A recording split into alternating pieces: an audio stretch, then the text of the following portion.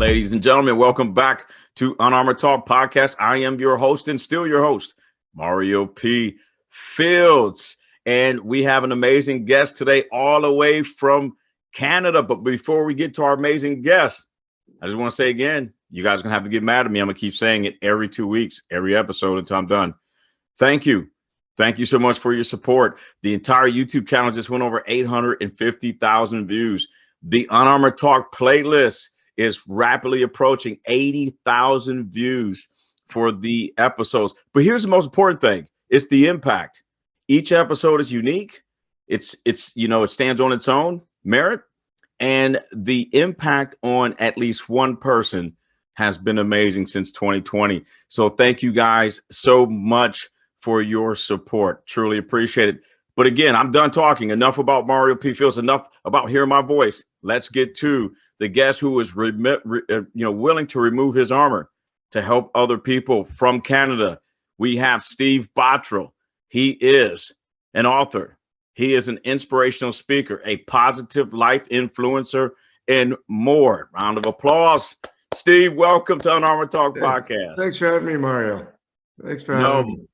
My pleasure. And I know you guys are just on the edge of an ice/snowstorm. So, yeah. What else is new? What else is new, my friend? And so thank you. We'll make sure we wrap this interview up before something happens. Hopefully not. But can you tell the listeners and viewers a little bit about yourself, my friend? Sure. So currently I work at the Chatham Health Alliance, which is basically the hospital here in Chatham. Like you said, I'm an author, a motivational speaker. I go around to a lot of schools, a lot of different groups, and just tell my story about being hit by a car, being pronounced almost dead, and then the never quit attitude that I have and how I came back, and now I feel I'm 100% and more, and I just try to instill that influence on everyone, especially young kids who find it so easy to give up or quit, and it's all about never quit. Wow. And what's the name of your book for the listeners and viewers, Steve? The name of my book is Overcoming Impossible Odds, the Steve Bottrill story. You guys got it. Yeah. Overcoming the Impossible Odds. Yeah. Make sure we go out and buy it. Make sure you guys go out and buy it. If again, I can't make you do anything, but I will be watching. So let's jump right into the topic. Sure. You mentioned you work in the hospital. You're in the healthcare industry. Yeah. I'm assuming you were young when this accident happened. Yeah. Let me just go over a quick synopsis of what happened. So I was 22. I was going to university up in Ottawa, which is about, on a clear day, probably about 8-hour drive from here. I was coming home. I would come home every so often just to visit my fiance. We were to be married in a few months. It's putting the final touches on a wedding.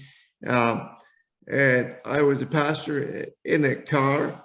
There happened to be a major snowstorm that hit us. The snowplows were on strike at the time. This was back in '96. That's when snowplows were allowed to go on strike. What happened was, so I was asleep in the passenger side. We just come off the highway. We were still going at a high speed. We went over some tracks. We spun out. Car coming the other way, T-boned our car directly where I was sitting, crushed my car from full size to about half the size. They wondered what happened to me and where I went. I was, they thought I was dead.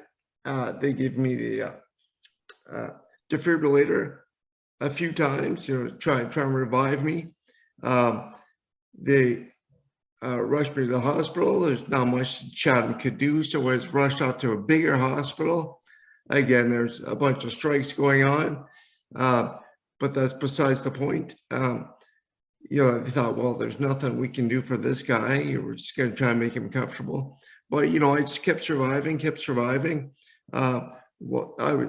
My parents never was told, he's not going to survive. Would you like to donate his organs? Oh, wait. Yeah. And so Steve, so here you are, Yeah. and they're going, let's make him comfortable. Yeah. There's no hope for this 20, Right. this young man, this 22-year-old. Yeah. So we're going to make him comfortable, Yeah. and so he can get ready to go ahead and die. Yeah. Wow. The funny thing is when it originally happened, I could hear all this, which is, Oh man. yeah. So that kind of goes into the story. If you read the book, I get more in depth with everything, obviously. Somehow I survived. He's never going to walk again. He'll never talk again. He'll never be the same person. He won't remember you. Everything. They tell you. I tell my parents everything. But somehow I survived. That's all right. He'll never walk again. He'll be on machines his entire life. But you know what? Something inside me just didn't want to quit, didn't want to die. And it wasn't my time. I just had an internal motivation to prove these people wrong, prove to them that I'm going to be 100% again, because that's all I heard. Well, he'll never be 100%. He won't be the same. But you know what? I'm better now than I was before. I'm a better person, and the book goes into more details on everything. But, I learned to walk again. I learned to talk again. I learned to read again, write again. It took years, but you know what? I did it. I went back to school, university, which is like really difficult as it is for a normal person. I had to learn to read and write again. And I had to learn, again, do it all over again. So I used different strategies. I took a tape recorder to school to record everything. I took basically one course at a time at my university. But you know what? I did it. It doesn't matter how I did it. I did it. And now I go around just trying to inspire kids and tell them my story, and that it's never over and you can always succeed. Wow. And wow. And what's interesting is how you say you can hear them. Here you are in this kind of unexpected, medical state. Yeah. And instead of hearing people go, we have hope. Yeah. We're going to try different medical procedures to help this young man. Yeah. You're hearing, y'all want to donate his organs or? Yeah. It was really bizarre, but, something came over me that just gave me the life again in the drive, to overcome everything and to prove these people that I can do it. I can be better than 100%. Every morning out here, Steve, 1 in a million make it back to being 100%. 1 in a million. And every morning, every morning, going by the nurse's station at the hospital. And when I learned to talk, I say, I'm the one. I'm the one. Wow. So yeah, I'm the one that does it. And the last day at that hospital, after like 4 months staying at the hospital, they said, so you're the one. I said, yep, with a smile. Steve said, I love that, man. Steve's like, okay, I can't talk right now. Yeah. Y'all said 1 in a million. Well, I'm your one. And watch when I can open my mouth and put some raw material called words together and let you guys know, hey, put me in the charts. That's right. Yeah. Man. And what a choice. I mean, even like you said, you had to choose to learn how to learn. Yeah, that's it. And I was just, I didn't like seeing myself in the state I was. And I was determined to get back to being better than 100% and proving them wrong and run the races and play soccer again. And, just get back to doing it. When I was younger, I used to play a lot of soccer at like a high level, and I would score goals and get played a lot. Basically, the star of the team. But then, obviously, when you're going back to soccer after a 10-year absence, you forget how to play. You forget Right. everything.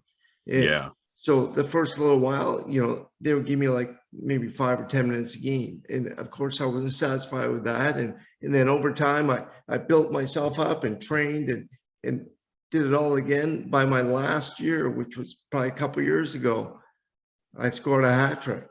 And I said, I'm back, baby. Yeah.